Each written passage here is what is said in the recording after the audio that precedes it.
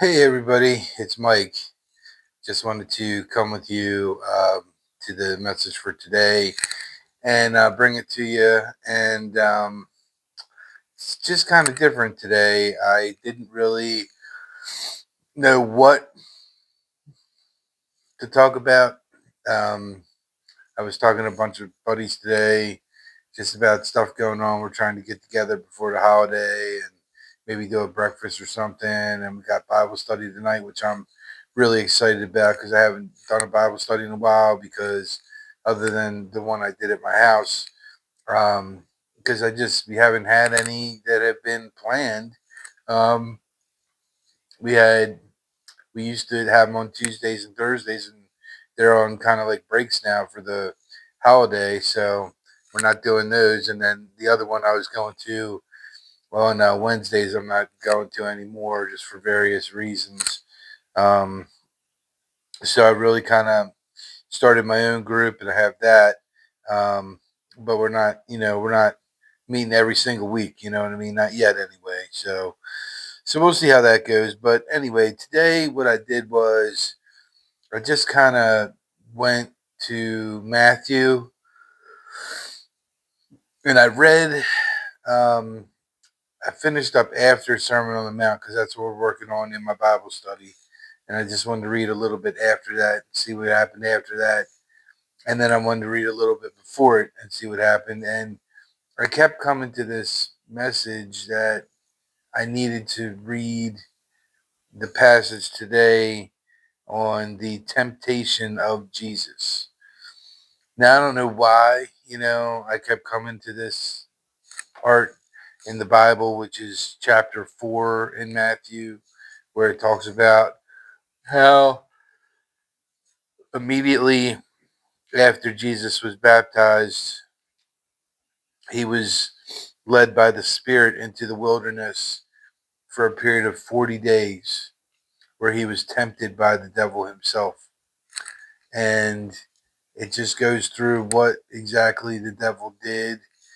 So I think it's important to read that to know, number one, how the devil is going to attack you because he's slick and he tries to use the words to catch you up, you know, as a technicality or something like that.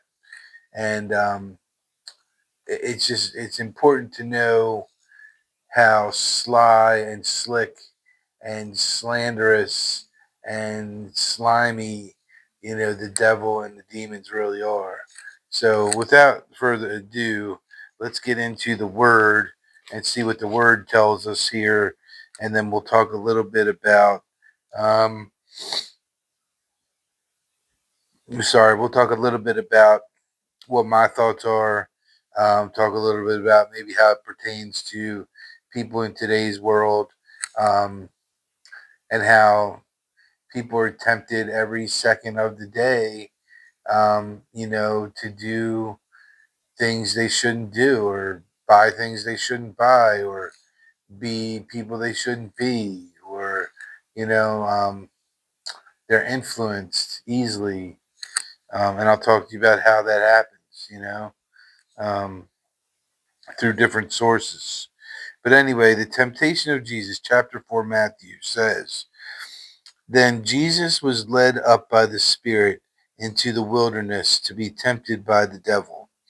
After he fasted 40 days and 40 nights, he was hungry. The tempter approached him and said, If you are the Son of God, tell these stones to become bread. And he answered, It is written, Man must not live on bread alone, but on every word that comes from the mouth of God. So you should live on the word of God, not just bread alone, which is pretty powerful. Then it says the devil took him to the holy city and had him stand on the pinnacle of the temple and said to him, If you are the Son of God, throw yourself down, for it is written, He will give His angels orders concerning you, and they will support you with their hands, so that you will not strike your foot against a stone. And Jesus told him, it is also written, do not test the Lord your God. So he's saying, don't test God. And then again, the devil took him to a very high mountain and showed him all the kingdoms of the world and their splendor. And he said to him, I will give you all these things if you will fall down and worship me. And that's everything, all the kingdoms of the world. He said he would give everything to Jesus if he would just fall down and worship him. Then Jesus told him, go away, Satan, for it is written, worship the Lord your God and serve only him. Then the devil left him, and angels came and began to serve him. So that's what the Bible says. But you can see he was tested and tempted by the devil to get power and influence and fame and all that. He was going to give him all that. All he had to do is bow down and worship Satan. And I think some of that can be said that's still true today. Like some people who get fortune and fame and celebrityism and stuff, they're willing to do whatever they need to do to get that the fortune and fame and stuff. And this brings me back to the song um, where I think it's Tears for Fears, where they say everybody wants to rule the world. And that's really what the problem is, is that the devil tried to tempt Jesus with what everybody wants. Everybody wants the power. They want the prestige.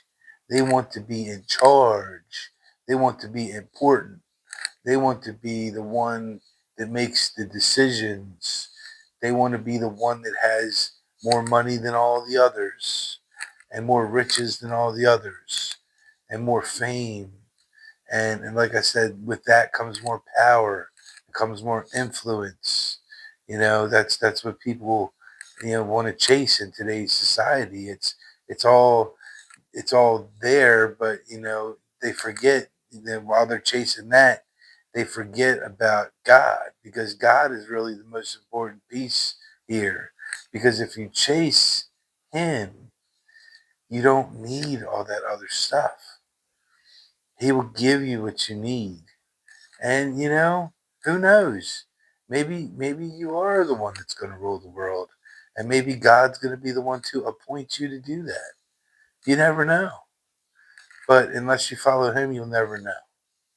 And that is what you need to know is more important than anything is following God and not following your own desires and your own temptations and your own ambitions.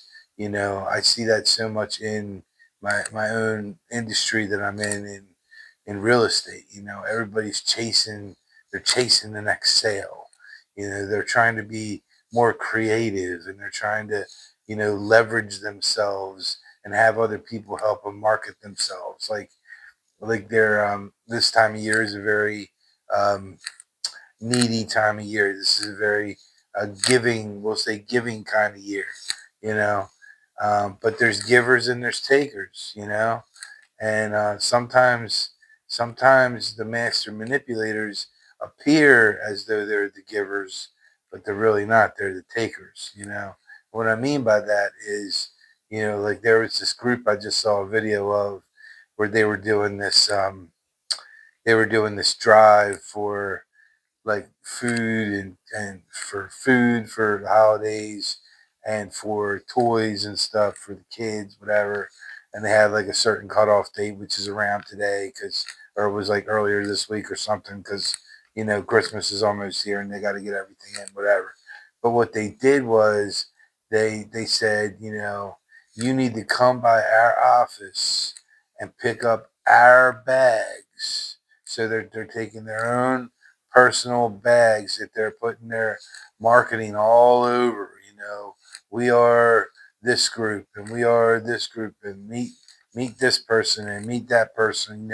All over the bag. And outside the bag, because it's all about what? It's not all about giving. It's all about marketing. It's all about marketing themselves. So then what they do is they turn around and they tell people, go out, you go out and fill up all these bags of stuff with groceries and toys and everything. And you know what? Make it one step better. Get your kids involved in doing it too, because then we'll have even more people promoting our brand and what we do at fill in the blank of the group of people that they are, because I'm not going to call them out by name. But and we'll even sign off on their kids' community service paperwork, for helping us out during doing their community service project. And when you're done, make sure you bring all those bags back to our office so that we can be the ones that deliver them to the people in need. And we can say, we did it. Our group did it. We did it. We raised it.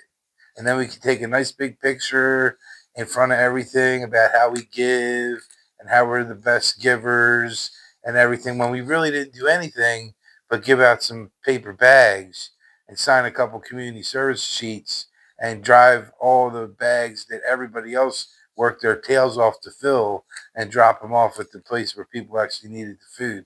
But then we take all the credit for it. And our name and our face and our group and our team is all over all the bags.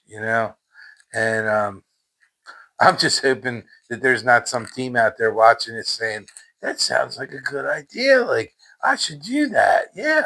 Like no. Like, this is about giving this time of year.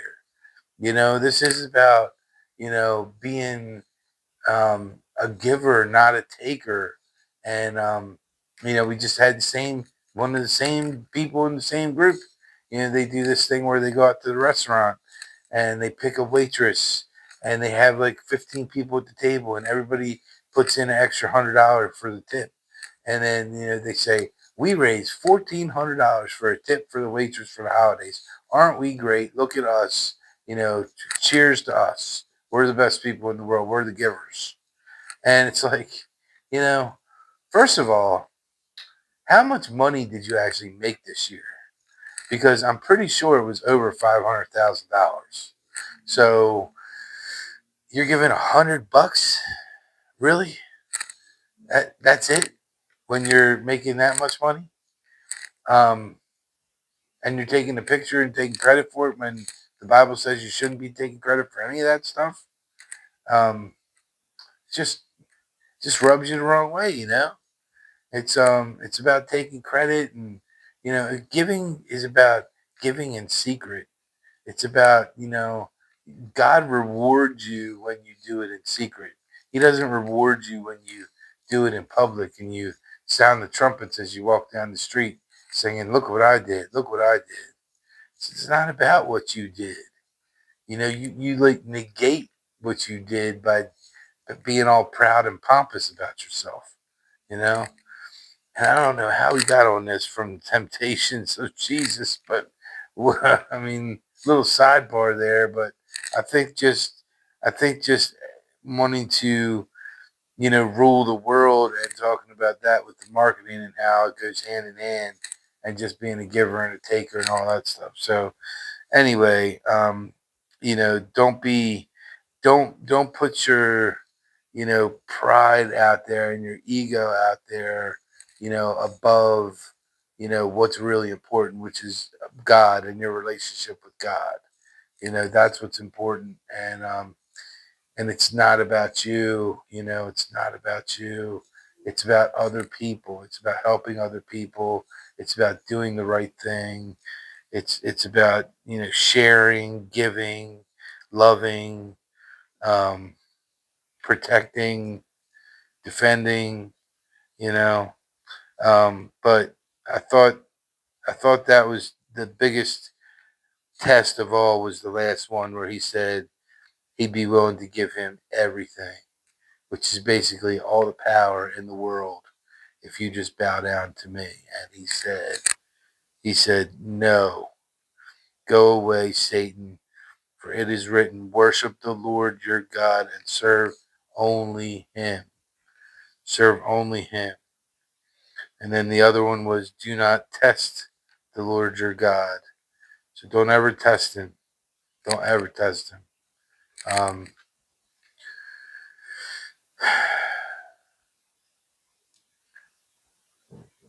and I still feel like what I did in my journey of going through everything I did was, I feel like I tested him. Um, and I've said I'm sorry for that and putting him in that position. But I was in a very deep, dark place, and I was gonna take my own life, and I was gonna end it. And I decided that I needed to ask God one more time for help. And I basically said to him, I need your help, man. I need you to heal me. I need you to fix me. I need you to just, comfort me. I need you to just do a total makeover on me and just snap me out of whatever I'm in, and then just snap me right back into reality and where I need to be, and just fix me, man, and just help me, man, and heal me and fix my finances and fix everything. And just I need the whole works, man. I need it all fixed. And if you're not willing to do it, I mean, that's fine. Then I got to do what I got to do. And I basically threatened him and said, if you're not going to help me, well, then I'm going to take care of myself. And, of course, when you reach out to God, he wants to help you. He wants to help you. And, and he did. He helped me, and I'm forever grateful for that. It was a low point, and I had no idea what to do, who to call, who to talk to. I couldn't talk to anybody, I couldn't tell my wife what was going through my head, you know. I'd wind up in a psychiatric facility again. And then what's that going to do? That's not going to do nothing. So, I couldn't share that with her, and I couldn't share it with anybody in my family, any of my friends, people who I said were my friends. Turns out most of them weren't my friends.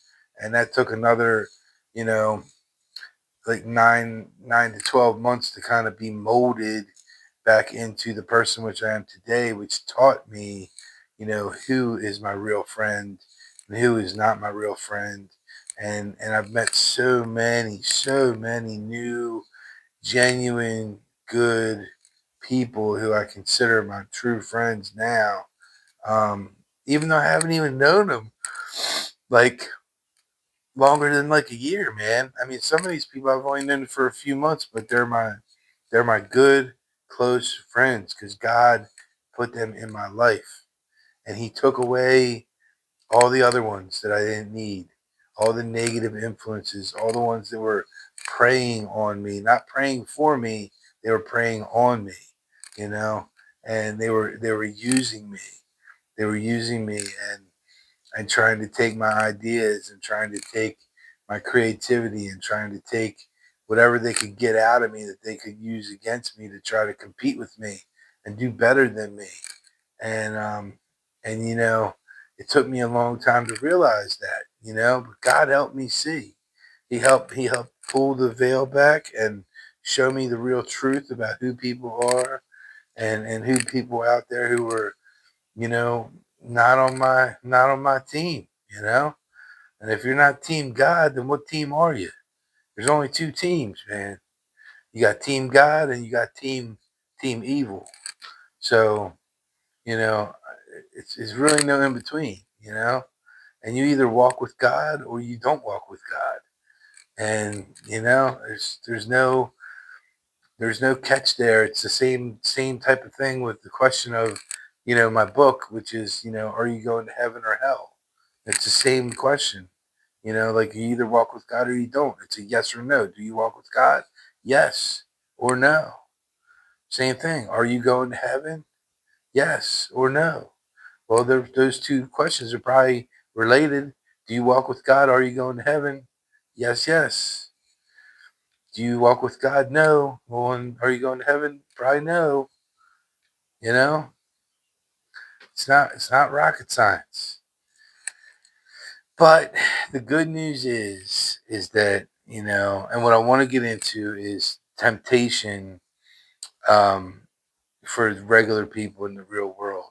We're tempted all day, every single day.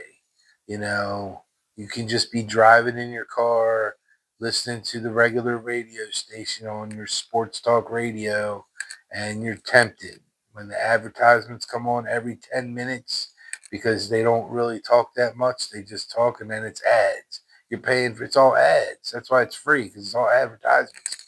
And they come on about the buy this 30 pack, a beer or whatever. It's on sale. Um, Football's on tonight. So, NFL football's on tonight. So make sure you get onto, you know, FanDuel or whatever the app is that you're using for sports betting. And then you got, so you're tempted to bet there. You're tempted to drink with the alcohol, you know. You're tempted to go to McDonald's because they run an ad on the radio too. And you're tempted to go there and eat bad and not take care of yourself. You're tempted all the time there on radio in the car, and then you get home, you put the TV on. What do you have on the TV? You got more programming. They call it programming, and it's commercials. Commercials upon commercials upon commercials, and it's not the news. They have like 3 minutes of the news, and it's all commercials, and it's all designed to make you buy stuff and make you feel bad about yourself. But if you buy this, then you'll feel better.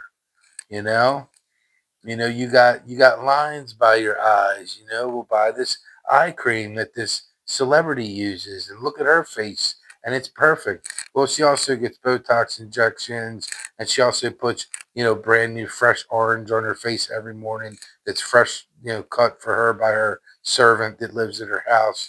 But they don't tell you that on TV. You know, they just say, "Oh, it's just this eye cream. Just rub it on there. You'll look just like her." You look just like her. Just put it on. It's what they do. It's called manipulation, and it's called brainwashing. It's called programming. And they don't even try to hide that because you look on and it says what programs are on TV. You hit guide and you go to programs. Tells you what the programs are. You know, it's same thing with with your phone. I'm telling you, like the devil, man. He's like, I have literally not looked at porn for probably 9 months or so, maybe 12 months, maybe a year, and haven't even thought about it. Because I'm walking with God, man. I don't need that stuff. I don't need that filth, and I'm living my life. But the devil will work his way into my social media feed, and it'll pop up. There'll be an ad that pops up on my phone.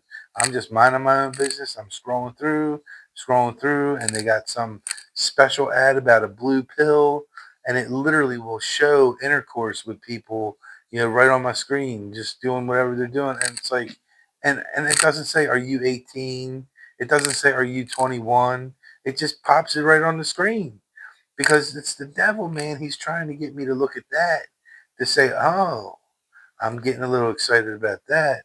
Well, now maybe I'll go to the real Pornhub site and look at that." You know, and that's what they try to get you. It's temptation. They're trying to get you tempted a little bit here, a little bit there, and it's the same thing with this marijuana. That they legalized in Maryland. It's like and I'm not saying that marijuana is a bad thing for all people, okay? There's people out there who can probably benefit from it that have some severe medical handicapping disabilities, and maybe some severe sleeping problems, or they can't eat, or they can't get appetite stimulation because they're on chemo drugs and stuff like that. And, so there are benefits that I think for certain people you can have there. But for the regular person just to be able to walk in and say, I don't think I'm just going to buy a joint today. Well, it's a joint today, you know, and then it's a pipe tomorrow, and then it's a bong next week, and before you know it, you're like me doing 30 bong hits in your garage or your house just to get high on the most expensive, stuff in the world, with weed, which is most highest concentrated THC level of 35 to 40% or whatever it was, which was just absurdly high. And not knowing that is gonna cause things like severe paranoid thinking, and um, possibly linked to things like schizophrenia and other diseases that they're just now starting to find out about. It's like, they're letting people just use this stuff, and they're getting addicted to it. And people think, oh, you can't get addicted to pot. Yes, you can. Yes, you can. You get addicted to that. You get psychologically addicted to it, and you can get physically addicted to it. And it's the same thing with alcohol. Alcohol, you can get physically addicted to alcohol. There are withdrawal side effects from alcohol. When you go off of it after you've been drinking for a while, you will notice that you have side effects. Like shaking your hands. Because you need a drink in the morning. And weed is the same way. Weed is the same way. There are withdrawal effects where you can't sleep, you know, and but people don't want to talk about that. They don't want to talk about that. But it's drugs are changing, and I've talked about this before. They change your consciousness, and that leads to um, a more relaxed state, and a more of a state where you kind of tune out God, and you kind of tune in to the devil. And that's when he can suggest things to you that you wouldn't normally do. You know, like maybe when you're drunk or buzzed, you know, you become a little bit more flirtatious, and you start hitting on that woman at the bar, even though you're married, you know. But if you were sober, drinking a regular unsweetened iced tea, you probably wouldn't have started going to flirt and hit on the woman on the other side of the bar. You follow me? You see how this kind of works together? And that's all part of temptation. It's like one thing leads to another thing, leads to another thing, leads to another thing. I used to tell my kids this that were on probation. It's like, I'd say, when you're driving home and you see that bum on the corner, and they got the sign that says, please give me money. I need money for food. I'm hungry. I'm starving, whatever. I'm a veteran, whatever. And, trying to tell you whatever just so they get some money. You know, I used to tell my kids, look, do you even think that they were one time a kid? Those people used to be kids. They were like 5 years old, 6 years old, 7 years old, and they probably played like sports and stuff. Maybe they even went to church and stuff like that, and they're with their parents and their families, and maybe some of them didn't, but maybe some of them did. And they grew up and they made bad choices, and they didn't just make one bad choice. They made one bad choice after another bad choice, after another bad choice, after another bad choice, after another bad choice, after another bad choice. And then they started getting to a point where all they had in life were bad choices. And then they're sitting on the corner of the street asking people for, can I have some money? You know, it's all because of the choices that they made. Okay. And now I'm not saying that there aren't exceptions to the rule, because there are people out there on the street that really don't deserve to be, because bad things just happen to them. Like my homeless lady who got cancer, and then she lost all her income and wound up losing her house, and now she lives in a van. She doesn't drink. She doesn't do drugs. She doesn't do any of the other bad choices. She still works. She's still trying to provide for herself. And she's doing everything she can to try to get into a place where she can live and have a stable home environment. but it's just not working for her. So there are exceptions, but for the most part, you know, you don't just wake up one day and decide I'm going to go stand on a street corner and ask people for money. It doesn't. It's not just a one day thing. It's a it's a pattern thing. It's a over time thing. It's a gradual thing. And it's the same thing with temptations. You know, it's a gradual thing. It's a bet $5 and get $150 in free bets. Why do they do that? Because if you bet $5 and then you get $150 back in free bets, well, guess what? You're still betting, and now you're betting more because now you're gonna hit.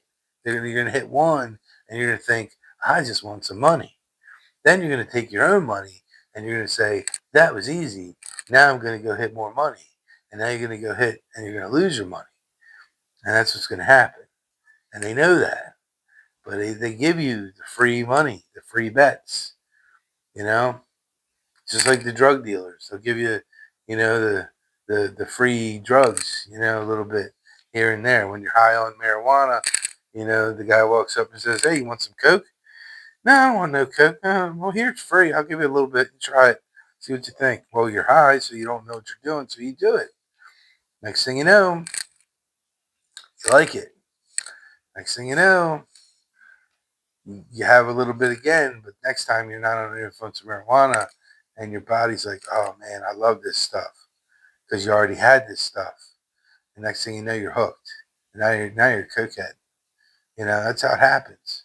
Like that, like overnight. It's the same thing with temptation. So you got to be careful with temptation. Temptation will come and sneak up on you, and it'll come and it'll get you. You know, it'll get you when you least expect it. It'll get you because that devil is always out there on your shoulder, waiting to say, "I told you, told you I was going to get you. Told you I was going to get you. You didn't think I was going to get you, but I got you." And that's what happens. So, well, hopefully everybody took something good from this. I did kind of ramble a little bit about some stuff today, but it all came from the spirit, all came from the right place. So hopefully, everybody got something from it. God bless everybody. We're getting close to Christmas. If you haven't tried to help somebody out, try to help them out. Don't tell the world about it. Just do it. Help somebody out. Be friendly. Tip somebody in the service industry. Maybe it's your barber. Maybe it's something like that. Give a couple extra bucks to take care of them, and they'll be appreciative for it. So, thanks. Like, comment, share. It'll be on Facebook. It'll be on link. It'll be on Facebook. It'll be on Mike's Ministries, and it'll be on YouTube. So, take care. Talk to you later, and God bless everybody.